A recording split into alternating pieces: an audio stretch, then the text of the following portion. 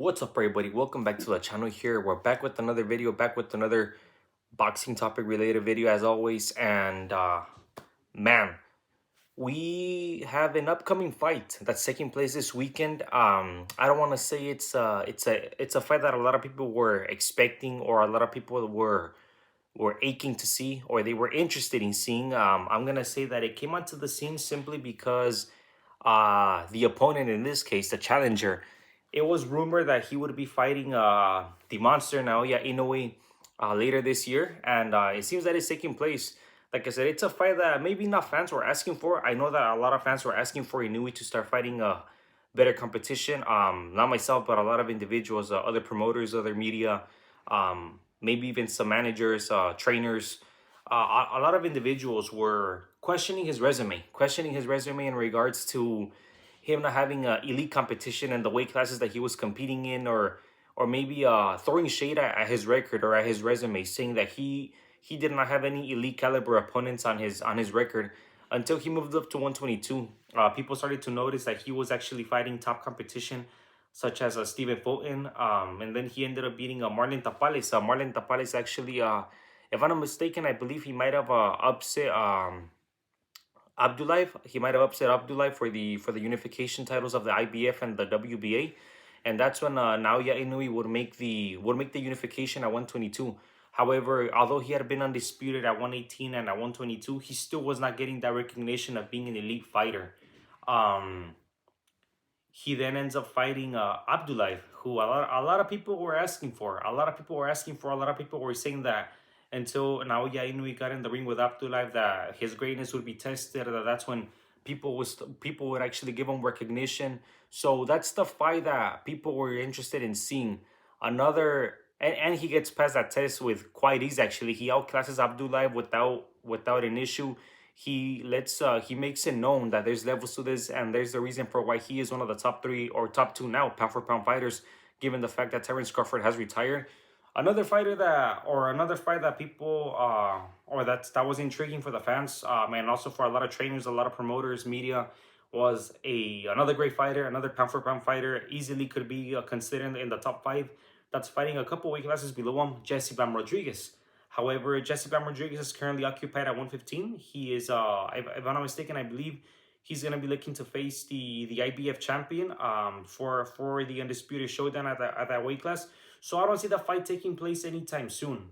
Coming onto the scenes was a couple years ago. I started to hear his name. His name started to linger here and there. Alan David Picasso, a coming up rising Mexican star. Maybe not maybe does not contain or the recognition of already being considered one of the next, I don't want to say successors of Canelo Alvarez, but one of the next the next group of fighters to carry the Mexican flag in the sport of boxing. I don't think that he's still considered or has been pointed to being one of those fighters. Fighters that are maybe been selected to being the next generation or the next group of fighters to carry the Mexican flag are the likes of Emmanuel El Vaquero Navarrete, maybe Isaac Pipo Cruz. I know the WBO featherweight champion Rafael Espinosa. Those are fighters that have been pointed to, or fighters that have been signalized as the next group of fighters to carry that pride and carry that legacy of Mexican boxing. I don't think Picasso has been categorized as one of those just yet, and the reason why is because it's simple, and it's a fact. He has not been tested. He has not fought any top level competition. He hasn't even fought any top contenders. The only opponent that I could think of on his record is Eric Ruiz. And the reason why I know Eric Ruiz is because he's from Oxnard, just like I am. He's a hometown fighter. He's a fighter that I trained alongside a couple years ago. And just recently, when I was working with my first professional fighter a couple months ago, Eric Ruiz was one of the sparring partners that was preparing the fighter that I was working for, and vice versa. When he was getting ready for a fight earlier this year, the fighter that I was working for, he was also the sparring partner for him. So they were helping each other out during camps for their fights. So that's the reason why I know Eric Ruiz. I know that he has fought a top level competition in the past. Future world champions before they rose to world champion status, like Jesse Magdaleno, Danny Roman, And I believe another contender in his time, mainly because of his last name, Diego de la Hoya. So he did end up Eric Ruiz did end up fighting top level competition. He came up short in all those three fights, always coming in as the B side. So that's the only fighter that I could think of in Picasso's resume. Beyond that, I don't know any of his opponents that he's fought. That's the only fight that I've seen of Picasso actually was against Ruiz, and like I mentioned, the reason because was because he fought a hometown fighter where I'm from. So just like the title says, in my opinion, Inoue's gonna destroy Picasso. Inoue's gonna dismantle him. Inoue's gonna tear him apart. That time that I saw Picasso fight, I know that he likes to get into exchanges. He likes to stand in the middle stand in front of his opponent and trade shots, and just put on an excitement. Put on it. Have an exciting night. He likes giving excitement to the fans. And sometimes that could be your worst enemy, trying to fight for the public, trying to demonstrate that you're a blood and guts warrior, especially against a puncher like Inoue. If Picasso tries to stand in front of him, Inoue's gonna eat him alive. I don't see Picasso being able to have the successful or the sufficient footwork to be able to move around the ring. And even if he does, I don't see him having the power to keep Inoue off, because Inoue's not just a power puncher. He's not just like a Pitbull Cruz or like a I'm trying to think of another slugger like Antonio Margarito, who's a flat-footed fighter and he's just gonna come in forward throwing bombs. He's not that kind of fighter. Inoue can cut the ring off. Inoue has great movement. Inoue has amazing feints. We've seen feints against Stephen Fulton, for example. We've seen feints against Nonito Donaire. Inoue's a complete fighter. He's a complete package. He could punch, he could box, he could fight on the inside, he could counter punch.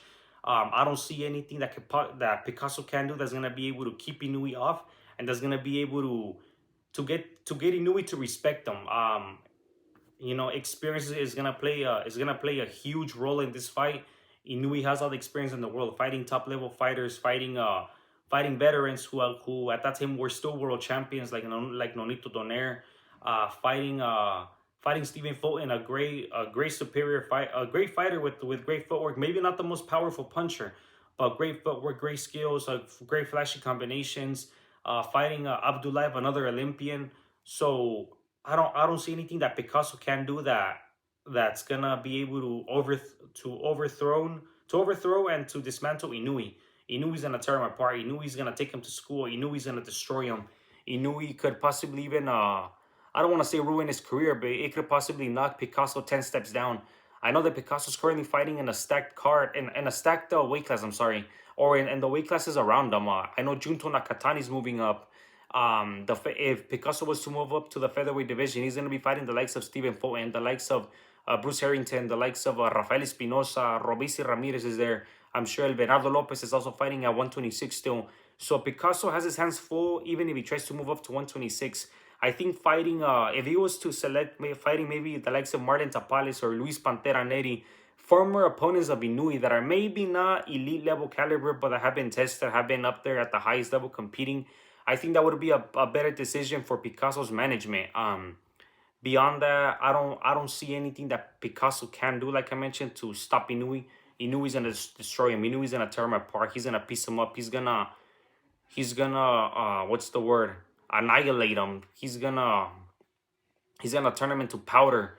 Um, yeah, Inoue's a monster. Inoue, there's a reason why he's called a monster. He's a pound for pound fighter. He's a great fighter, and Picasso's just not ready. I think this was the wrong move for Picasso and his team to select fighting easily the second pound for pound fighter in the world and the best fighter in the weight class. It could have been that this might have been the last option for Inoue if he wants to stay at 122. I don't see another name that Inoue might want to face that could be as big or maybe a bigger name than Picasso. Like I mentioned, I know Picasso his name started to linger here and there simply because you know I guess conversations started to take place of who would be the successor of Canelo, or who would be the next generation of fighters that would carry the Mexican flag. And like I mentioned earlier in this video, I think there's other. I don't think I was sure that there was other fighters that were selected or that were preferred instead of Picasso. But I guess Picasso's name started to be thrown out there because he is undefeated. He is making noise. He is fighting these contenders, and he is beating them. But like I said, none of these contenders are nowhere near the opponents that Inoue has faced. And if they're nowhere near the opponents that Inoue has faced, then there's no chance that they're gonna be at Inoue's level. Um, yeah, like I said, that's my take on that. I wanted to give my thoughts on that, or my opinions on what I think, or on my thoughts about this upcoming fight this weekend that's taking place in Japan. Um, I'm not Japan. I'm sorry, in Saudi. My bad. I apologize. That's gonna be taking place in Saudi. So I don't see like I mentioned, I don't see anything that Picasso is gonna be able to do to beat Inoue. And I spoke to Eric Rees a couple months ago when he was preparing for his fight. I asked him what he thought of Picasso fighting Inoue, and he also agreed. There's no way that Picasso's gonna beat him. Inoue's just gonna tear him apart. In a previous interview a couple months ago, I was watching an interview of legendary trainer, one of the trainers that I look up to. I actually admire and respect his work that he's done as a trainer for who knows how many decades in the sport. Nacho Beristain, maybe could even be considered the greatest trainer of Mexico, or one of the greatest Mexican trainers of all time. Formed many world champions from scratch to world champion status, and elite level fighters. But he also mentioned that I'm gonna try to translate the best possible, because I don't recall word by word on the interview, but I recall most of it. So he said that he pleads to God that this fight does not take place, because he said that Picasso is just another fighter that's being marketed by promoters, but he's not ready. He's not ready. He has not shown anything that could help him resist, or that could help him compete at the level of Inoue. He said that he pleads to God that this fight does not happen, because Inoue's gonna destroy him. Inoue's gonna dismantle him, and I agree. I agree with Nacho. I agree with other trainers, and that's my opinion myself. I don't see anything that Picasso can do, like I said, to come out victorious. I do see, like I said, I don't want to say that Inoue's gonna ruin his career, but I can see Inoue beating him so bad that it could probably knock him down 10 steps below from where he is now. That it's probably gonna take him even longer to probably fight for another world title after this beatdown that he's gonna take, because Inoue's gonna destroy him. That's the bottom line. And yeah, that was it for this video, guys. I wanted to leave my thoughts out there. Like I mentioned in the past video, I had plans to drop videos this month, and that's exactly what I'm doing. I have more videos that I'm gonna be dropping soon regarding fight promotions, or not promotions. I'm sorry, predictions. Fight predictions that I have for upcoming fights. Um, I'm actually gonna be record a historical plays regarding boxing for you guys next month. I'm not gonna give you guys too much information. I want it to be a surprise. It's a historical place that many great fighters have stepped foot in, and it's a place that I've never been to before. So I'm definitely gonna bring you guys along. So you guys stay tuned for that. All right, guys, that was it. I hope you guys enjoy the video. If you guys celebrate, I hope you guys had a great Christmas Eve. If not, I respect everybody's beliefs. And yeah, that was it for this video, guys. You guys have a good one, and I'll see you guys on the next one. All right, peace out.